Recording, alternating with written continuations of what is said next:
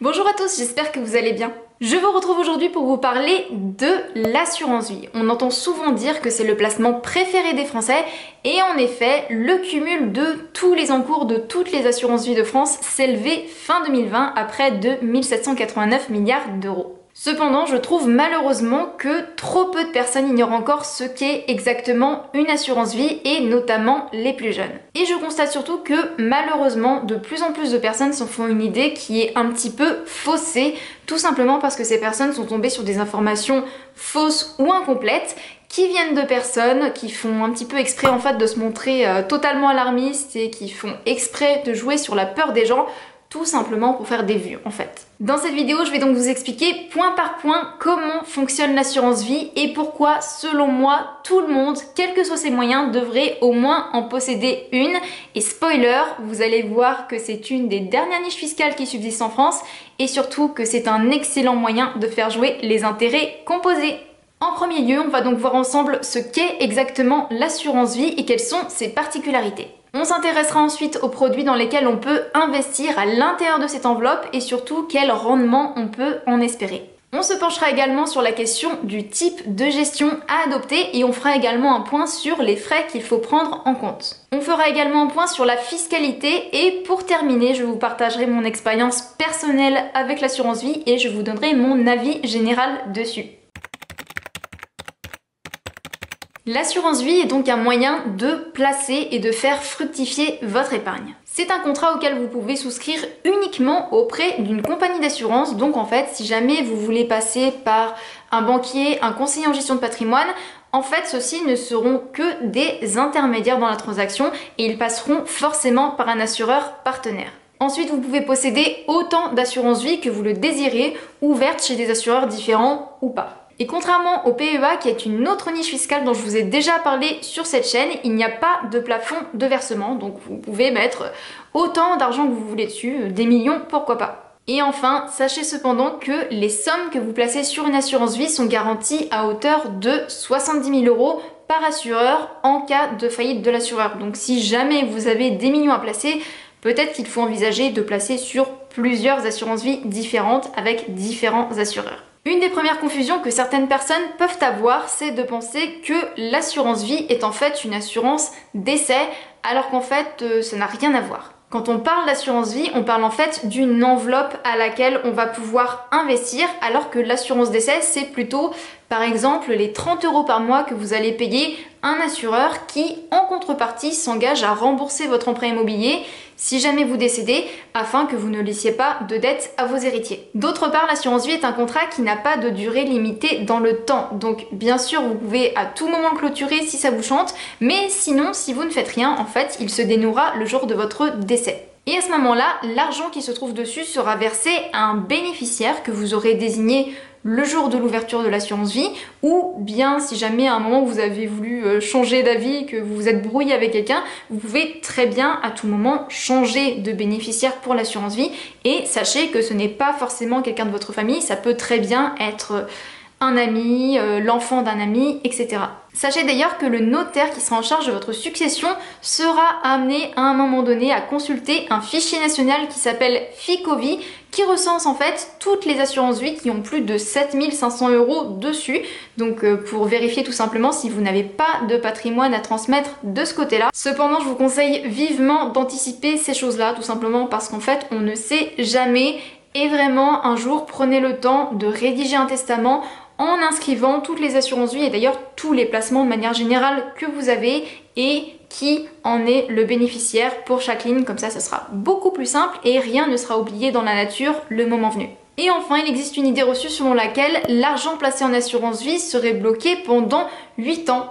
Rassurez-vous, c'est entièrement faux, votre argent n'est absolument pas bloqué et en fait les 8 ans sont plutôt la durée au bout de laquelle vous allez pouvoir avoir un avantage fiscal sur vos retraits, mais ça du coup on en parlera un petit peu plus loin dans cette vidéo. Vous pouvez en effet à tout moment retirer une partie de l'argent qui se trouve sur votre assurance vie en faisant ce qu'on appelle un rachat. Alors bien sûr, ce sera toujours moins disponible et immédiat qu'avec le livret A, mais je vous ai déjà parlé du fait que c'était bien d'avoir une petite épargne de précaution en livret A, mais le reste il faut le placer parce que le livret A a un rendement catastrophique en dessous de l'inflation. Je vous rappelle que vous perdez de l'argent quand vous avez de l'argent qui dort sur un livret A, donc juste pour le rendement, déjà ça vaut le coup d'avoir une assurance vie. On verra ça après, mais également en fait c'est qu'une histoire de quelques jours en fait. Pour vous donner une idée, en début d'année j'ai eu besoin de faire un rachat sur une de mes assurances vie et entre le moment où j'ai fait ma demande de rachat et le moment où l'argent est arrivé sur mon compte, il s'est écoulé environ 9 jours. De manière générale, il existe deux grandes familles dans lesquelles on peut investir au sein de l'assurance vie.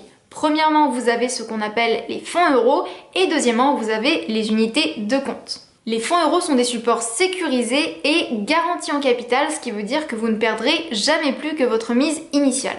Leurs intérêts sont versés annuellement et viennent s'ajouter au fur et à mesure du temps à votre enveloppe par ce qu'on appelle effet cliquetis. C'est le support traditionnel de l'assurance vie, mais également celui qui fait polémique depuis quelques temps puisque d'année en année, le rendement des fonds euros ne cesse de baisser et il est aujourd'hui à peine plus élevé que l'inflation, voire inférieur à l'inflation pour certains.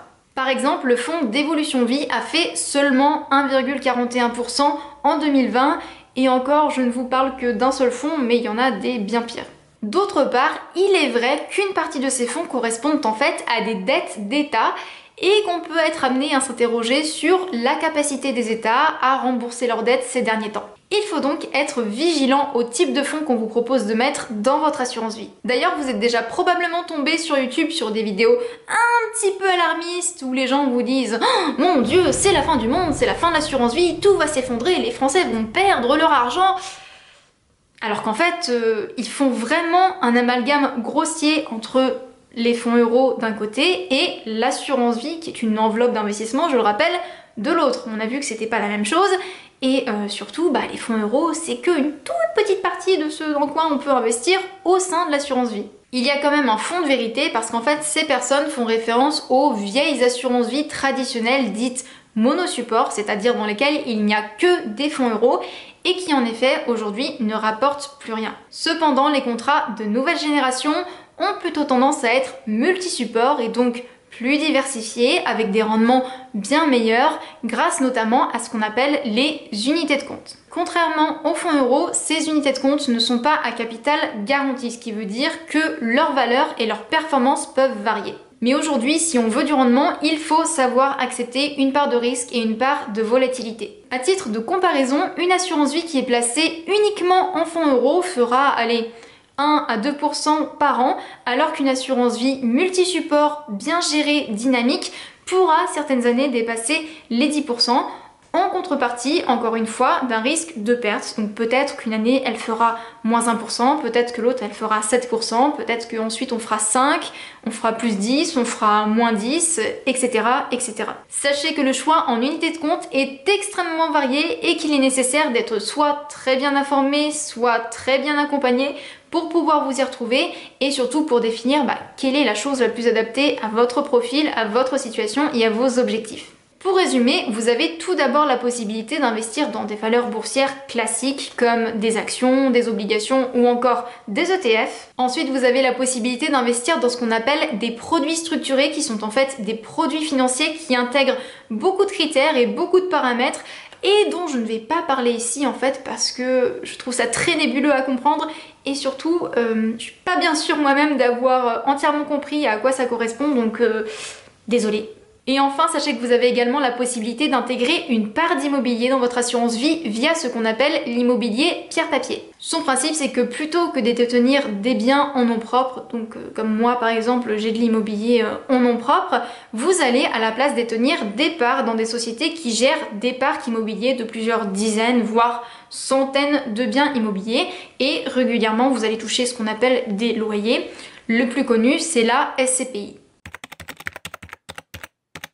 En dehors de cet aspect un peu couteau suisse de l'investissement, sachez que vous avez également beaucoup de possibilités en ce qui concerne la gestion de votre assurance vie, ce qui veut dire que vous avez le choix en fait d'être plus ou moins actif dans le choix des investissements et des arbitrages qui seront faits à l'intérieur de votre enveloppe. Vous avez tout d'abord la possibilité d'opter pour la gestion libre où vous serez donc le seul responsable de la gestion de votre contrat. Ensuite, la gestion dite pilotée où vous allez pouvoir tout de même être relativement actif dans la gestion de vos investissements, mais qui va intégrer tout de même une part d'arbitrage automatique avec certains critères précis qui vont vous permettre, dans certains cas, de par exemple limiter les pertes ou encore sécuriser les gains.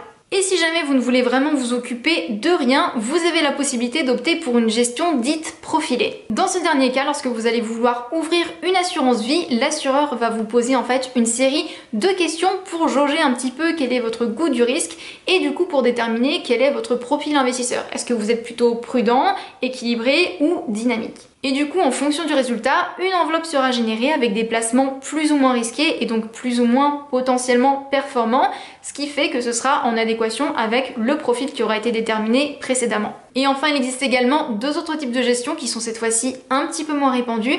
Premièrement, vous avez ce qu'on appelle la gestion à horizon, où en fait vous avez un objectif d'investissement long terme mais avec une date que vous définissez à l'ouverture. Donc par exemple vous vous dites bon je pense que dans 20 ans j'aurai besoin de profiter de mon argent. Ce qui va se passer c'est que en début de contrat l'assureur va faire des placements très risqués, très dynamiques mais du coup très rémunérateurs et au fur et à mesure du temps et qu'on se rapproche de cet horizon d'investissement, il va de plus en plus sécuriser les investissements et donc sécuriser les gains pour que le jour J, normalement, vous ayez une enveloppe positive.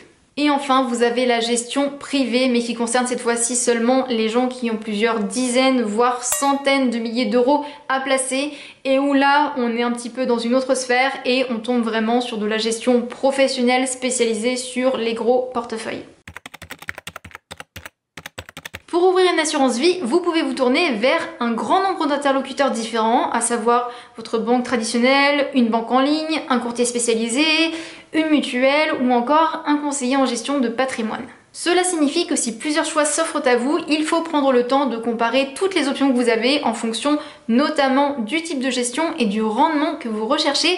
Mais il y a une chose à laquelle vous devez être extrêmement vigilant également, car ça peut vraiment vous tuer votre rendement, j'ai nommé les frais.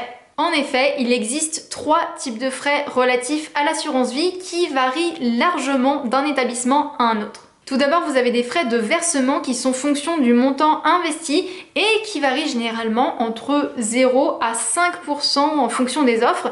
Et vous voyez que déjà là, on a une grosse différence. Ensuite, vous avez des frais d'arbitrage qui peuvent être facturés lorsque vous voulez faire des modifications à l'intérieur de votre enveloppe et qui forcément seront importants si vous décidez d'être actif dans la gestion. Et enfin, les frais de gestion annuels auxquels vous ne pourrez échapper, notamment pour les assurances vie multisupports. Tous ces frais sont contractuels, donc encore une fois, prenez le temps vraiment de comparer les offres et de lire les petites lignes qui sont dans les contrats parce que des fois on a des surprises.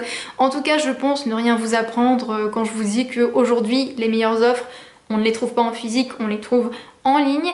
Et il y a certains assureurs notamment qui proposent 0 frais sur les versements et ça, à mon sens, c'est vraiment la priorité.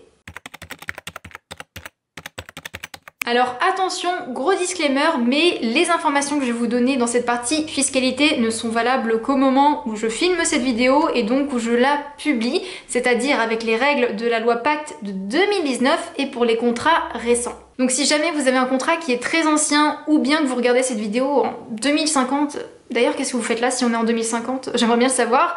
Sachez que la fiscalité sera différente parce qu'en fait la fiscalité ça évolue constamment. L'assurance vie est donc une merveilleuse niche fiscale car en effet, si vous gardez vos investissements à l'intérieur de cette enveloppe, ils ne seront pas taxés, ce qui veut dire que vous allez pouvoir capitaliser de manière efficace, un petit peu à la manière de ce qu'on a déjà vu sur cette chaîne avec le PEA. Sauf que pour le PEA, la date à retenir c'était les 5 ans à partir de l'ouverture, mais pour l'assurance vie cette fois-ci, la date à retenir c'est les 8 ans à partir de la souscription de votre contrat. Avant ces 8 ans, si vous faites un rachat, vous serez taxé à hauteur de la flat tax par défaut, sachant que quand on fait un rachat, on considère toujours en fait qu'il y a une partie de capital investi, donc c'est votre apport en quelque sorte, et une part de gain. C'est cette part de gain uniquement qui sera imposée à 30%. Et au-delà de ces 8 ans, vous aurez cette fois-ci le droit à une fiscalité allégée. En effet, non seulement le taux de prélèvement sera un peu plus bas jusqu'à un certain niveau de versement, mais de plus, et surtout j'ai envie de dire, vous aurez le droit à un abattement annuel sur les gains, d'accord, à hauteur de 4 600 € pour une personne seule ou 9 200 € pour un couple. Mais attention, malheureusement cet abattement ne sera possible que sur la partie prélèvement forfaitaire de l'impôt sur le revenu et non pas sur les prélèvements sociaux qui eux seront toujours dus. Et enfin, sachez que si jamais vous décidez plutôt que de faire des prélèvements ponctuels à droite à gauche, une fois par an, une fois tous les 5 ans, etc. vous décidez à la place de vous verser une rente, donc tous les mois vous vous versez une certaine somme depuis votre assurance vie, une certaine fraction de cette rente seulement sera imposable et l'imposition, en tout cas la fraction imposable diminuera au fur et à mesure des années et au fur et à mesure que vous vieillissez et donc qu'en théorie vous avez moins de ressources. Je ne vais pas vous donner d'exemples chiffrés aujourd'hui parce que sinon cette vidéo serait bien trop longue et je vous assure que à filmer c'est long et je pense qu'à regarder c'est long également. Mais si jamais un jour ça vous intéresse, on pourra poser les calculs et calculer l'impôt pour l'assurance vie dans des cas concrets. Donc n'hésitez pas à me le dire si ça vous intéresse. Mais retenez en tout cas que quels que soient vos moyens, vous avez tout intérêt à prendre date et ouvrir une assurance vie le plus rapidement possible afin de laisser courir les années jusqu'aux fameux 8 ans. Je vais maintenant vous parler un petit peu de mon expérience dans ce domaine et de mon point de vue sur le sujet. Mon point de vue général sur l'assurance vie et sur tous les investissements d'ailleurs maintenant que j'y pense, c'est que aujourd'hui, pour espérer gagner, il faut forcément accepter une part de risque. En effet, comme on a vu au début de cette vidéo, on ne peut plus se reposer uniquement sur les fonds euros qui ne rapportent quasiment plus rien et ça implique forcément d'avoir une ou plusieurs assurances vie multi-supports. En ce qui concerne les supports, alors à titre personnel, je ne suis pas super fan du fait de vouloir mettre des SCPI, notamment dans une assurance vie, tout simplement en fait parce que les SCPI ont quand même une part de frais très importante, généralement autour de 10%, et donc ça met quand même pas mal de temps avant que le rendement de la SCPI puisse rattraper ses frais. Personnellement, je suis beaucoup plus attirée par les produits boursiers classiques tout simplement, qui ok sont volatiles et sont plus risqués en théorie, mais qui sur le long terme peuvent avoir des performances bien plus intéressantes. J'avoue donc aujourd'hui être très séduite par ce que proposent notamment ce que j'appelle les néo-assurances-vie, même si je suis pas sûre que le terme soit forcément le plus adéquat. Tout ce qui est Yomoni, Nalo, WeSave, ce sont des assurances vie où les frais sont bas, il n'y a que des frais de gestion et qui proposent une gestion profilée et totalement déléguée aux assureurs. De mémoire d'ailleurs, je pense que les trois appartiennent à des assureurs différents, donc c'est pas inintelligent de vous dire si vous avez beaucoup d'argent à placer ou sur le long terme en tout cas, tiens je vais ouvrir une assurance vie chez chacun d'entre eux et je vais mettre jusqu'à hauteur de 70 000 € parce que c'est la somme encore une fois qui est garantie par assureur. Enfin, de mon point de vue, l'assurance vie devrait rester un investissement totalement passif. Je confie donc sa gestion avec grand plaisir aux assureurs, tout simplement parce que j'ai tellement d'investissements différents à gauche à droite que j'ai pas besoin de m'occuper en plus de toutes les unités de compte que je peux avoir dans mon assurance vie. Je préfère que ça soit géré par des professionnels, comme ça pour une fois le risque ne dépend pas que de moi. Et surtout j'estime également que comme j'aime bien les unités de compte de type boursier, j'ai largement de quoi m'amuser avec mon PEA et mon compte titre si je veux investir en bourse et être active, donc voilà.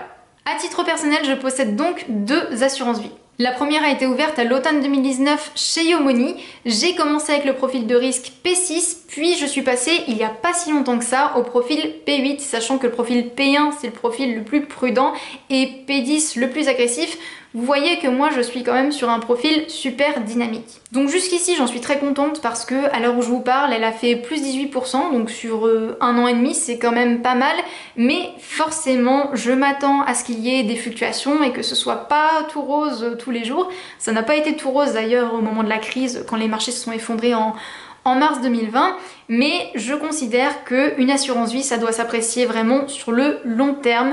Au moins 8 ans, je me dis, avant l'avantage fiscal, voilà, ça vaut pas forcément le coup de juger de la performance de quelque chose, mais normalement, avec les investissements boursiers, etc., sur le long terme, je devrais être gagnante. En tout cas, ce qui m'a plu chez YooMoney, c'est déjà la transparence, le fait que la plateforme soit ergonomique et simple à comprendre surtout.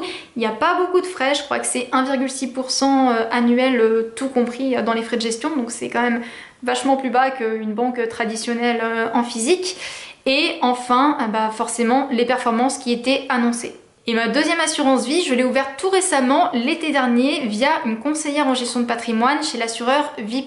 Et sur celle-ci, j'ai une stratégie qui est beaucoup plus prudente, donc forcément ça se ressent dans la performance. Actuellement, elle est autour de 4%, mais encore une fois, c'est un contrat qui est vraiment tout jeune, il a moins d'1 an, et j'attends de voir un petit peu ce que ça va donner sur le long terme. J'ai plus de frais avec ce contrat-là, et notamment des frais de versement, donc honnêtement, j'en suis un petit peu moins fan que ce que j'ai chez YooMoney. Cependant, mon but lorsque j'ai ouvert ce contrat-là, c'était plutôt de tester le service de gestion de patrimoine et de voir si j'aurais envie dans le futur de retravailler avec la personne avec qui le courant est quand même bien passé.